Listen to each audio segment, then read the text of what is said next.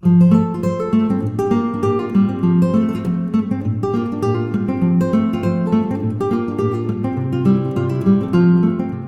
this video, we visit Fayette Historic State Park and Snell Shell Harbor. And it seems that this time of year, my allergies visit with a vengeance, no matter where I am. The historic town of Fayette in the U.S. state of Michigan is located on Big Beatty Knock of Lake Michigan, between Snell Shell Harbor and Sand Bay, on the southern side of the Upper Peninsula, about 17 miles south of US 2. Fayette was the site of an industrial community that manufactured charcoal pig iron, also called crude iron, between 1867 and 1891. The town has been reconstructed into a living museum, showing what life was like in this town in the late 19th century. It is listed on the National Register of Historic Places in 1970. Fayette was once one of the Upper Peninsula's most productive iron smelting operations. The town grew up around 2 blast furnaces, a large dock, and several coal kilns following the post-Civil War need for iron. Nearly 500 residents, many immigrating from Canada, the British Isles, and Northern Europe, lived in and nearby the town that existed to make pig iron. In the 24 years of operation, Fayette's blast furnaces produced a total of almost 300,000 tons of iron, using the local hardwood forests as fuel and quarrying limestone from the bluffs to purify the iron ore. When the charcoal iron market began to decline, the Jackson Iron Company closed its Fayette smelting operations in 1891. After shutting down operations, many of the residents left Fayette in search of employment elsewhere, though some chose to stay nearby and use land for farming. Because of the closing of the smelting operations, the town became a resort and fishing village. In 1916, it was purchased by a wealthy individual and turned into a summer resort. It continued in that capacity until 1946, when another individual purchased it and eventually fell behind on taxes. Lastly, it was purchased by the Escanaba Paper Company, and it was swapped to the Michigan government for some timberland. As a result, Fayette became a state park in 1959. We spent one night at the campground and made the short walk over to the historic town. From the campground, we walked along what was known as Cedar Street. Although they were near the lake, families in this low-income neighborhood could not escape the smells and noise from the nearby railroad, stable, and workshops.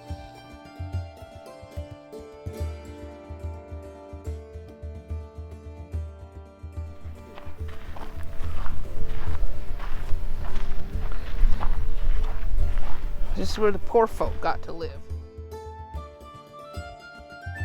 The simple log houses were built by the Jackson Iron Company in rows along the top, side, and base of Furnace Hill along Cedar Creek. After 1891, the log cabins along Cedar Street were abandoned. Local residents salvaged several cabins and moved them to other places on the Garden Peninsula.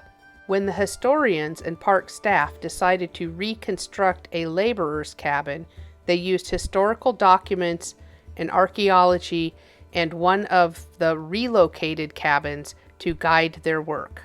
Among Fayette's French-Canadian families were George and Octavia Duquette, who arrived in Fayette in 1873. The Duquette's log cabin was crowded. By 1888, the household included 4 small children and 2 boarders. While Octavia kept house, George supported his growing family by working as a teamster. He drove company draft horses to haul wood, charcoal, and any other industrial goods that needed moving. In 1880, nearly 200 people lived in this lower-income neighborhood. About half were adults and half were children aged 8 months to 16 years. Most of the adults were immigrants from Canada, Belgium, Luxembourg, and Bohemia. Most of their children were born in the United States. Most of the men and older boys in this neighborhood worked as unskilled laborers at the furnace and the charcoal kilns. These jobs required physical strength and paid about $1.50 a day. The unskilled laborers did not always have steady work. Furnace breakdowns or slow iron market often meant layoffs and hard times for the laborers' families. The women were homemakers, laboring to care for their families and their boarders. Some earned extra money taking in laundry or working as domestics for higher income families or the company. There's 5 people in here. I would imagine you always had a baby in a cradle. There's always one of those. Edward and Bridget McNally were among the millions of Irish who immigrated to the United States during the 19th century because of poverty, social strife, and religious oppression in their homelands. The McNallys arrived in Fayette in 1870. Bridget McNally kept house for 7 children while her husband Edward labored as a charcoal worker. His job was a dirty one, loading wood into the kilns, checking as it burned for up to 6 to 8 times a day, and then shoveling out the gritty black charcoal. After the furnaces shut down in 1891, the family left Fayette to take up farming nearby. Both Bridget and Edward are buried in the Catholic cemetery in Garden. Heavy cast iron, isn't it? Yeah. I wonder if this was not enclosed actually. It may have In been the just summer. sheltered. Yeah, yeah. Shove the children out here in the summer, and in the winter it probably had to be full of wood, huh?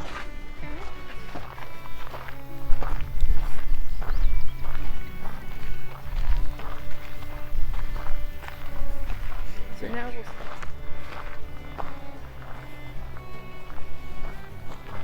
here's the foundation of the livery.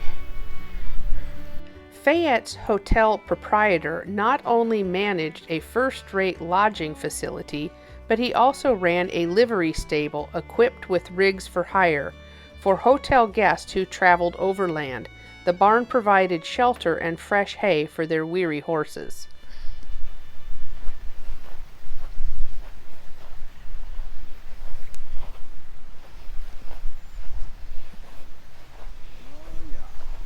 Oh, can you pump us some water, honey? Here's the hotel. When the Jackson Iron Company closed its operations here in 1891, the residents moved away or turned to farming or fishing. Once a bustling community of nearly 500 people, Fayette became a quiet hamlet and a summer resort. The hotel and its bar remained open up to World War II. The general store, which has been run by the company, burned in the 1920s. The post office continued to serve Fayette until the 1950s.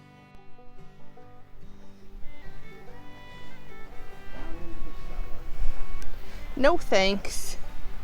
Don't want to go down. Ugh, there's bees down there. Wasps. Oh, Nice porch. here's the rooms. Rooms. Downstairs, upstairs.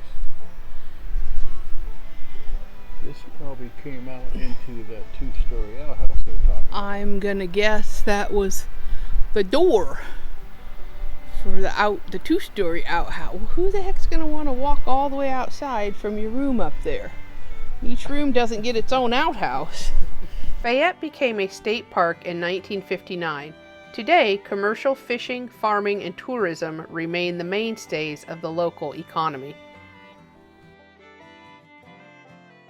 Here we have the school, and across the path the large building was the town hall. Next to it is what remains of the company store.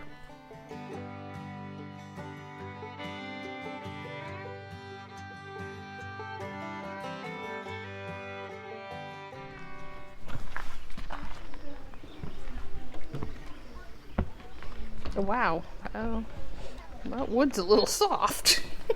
Yeah, handrail was sturdy. The Jackson Iron Company created Fayette to smelt iron ore. But it took shopkeepers, businessmen, and professionals to make a village a thriving community. Some people worked directly for the company, others combined company contracts with private enterprise. A few businesses were completely independent, and a few were not allowed on company property. There's a picture of the town. The Michigan Historical. Oh. Ooh, so there's some of them prim proper fat. Look at the size of that man's vest. That's it. They were very small people. Oh, here's right along the water's edge. Probably what's out there right now.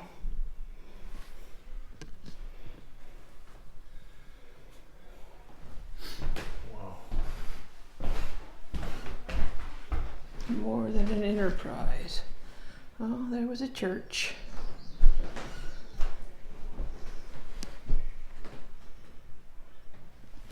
A shave and a haircut.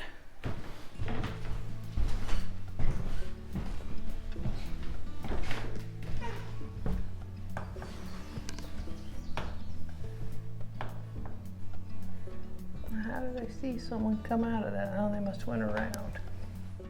The town hall building is full of reader boards and artifacts. We would highly recommend taking your time here.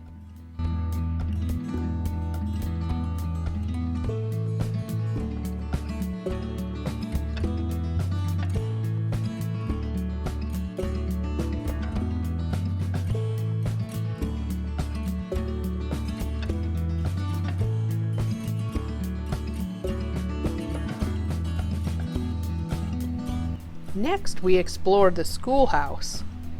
In 1880, almost half of the people in Fayette were children under 17 years old. In many ways, their lives were different than ours.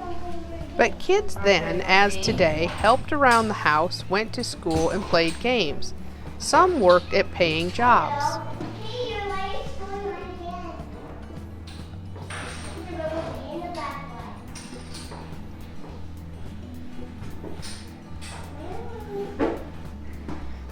Here's a building you wouldn't have spent much time in. Looks like the school. Oh. Oh. Ready to go? You got your stick? Next, we took a look inside the hotel. Historians have found few photographs, inventories, or other documents that describe the hotel's interior. The building itself has yielded most of the valuable clues. Physical evidence such as furniture shadow marks, original fixtures, and paint layers provide important information used to interpret the hotel. Although the hotel is preserved in a stable, unrestored condition, age and elements have caused deterioration, including wood rot, foundation cracks, and weakened plaster. Preserving the hotel will be a painstaking process that will require people, time, and money. A comprehensive archaeological analysis, including a long-term plan to preserve the building, was completed in 1994. As resources become available, the hotel will be brought back to life and interpreted as it would have appeared in the 1880s. When company management enlarged the hotel in 1882, they added 19 bedrooms, a washroom, and a third-floor dormitory. Single laborers paid about 15 cents per night for a single bed in the hotel dormitory, or 10 cents per night for double occupancy, about 10% of their daily wage. In the 1880s, second-floor bedrooms offered guests a modest lodging at $1.50 to $2 per night. A second-floor washroom featured a bathtub and sinks with hot running water piped underground from the furnace complex.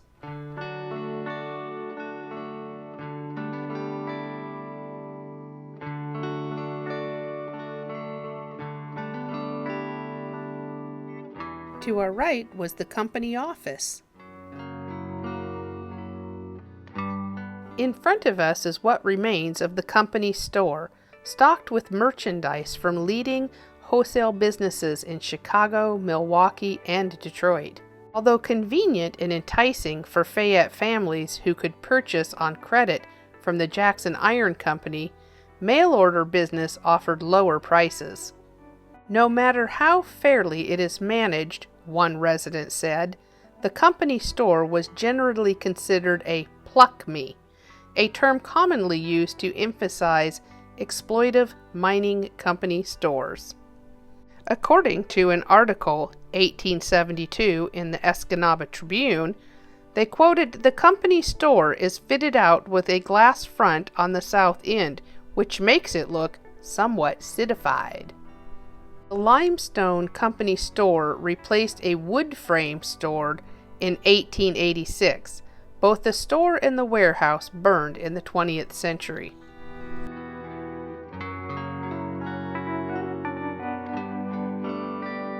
In a wood frame shop on this site, company blacksmiths forged and repaired tools, chains, and wagon hardware while farriers shod village horses. In 1874, Fayette smithies earned about $2.62 a day.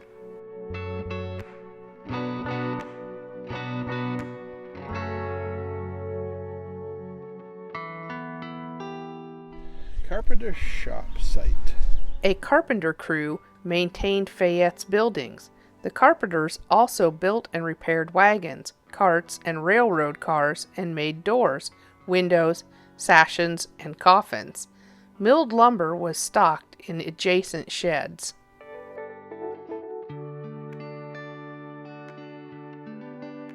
This ended our day at the historic town site. We spent one night at the adjacent campground. Thanks for joining us in this video.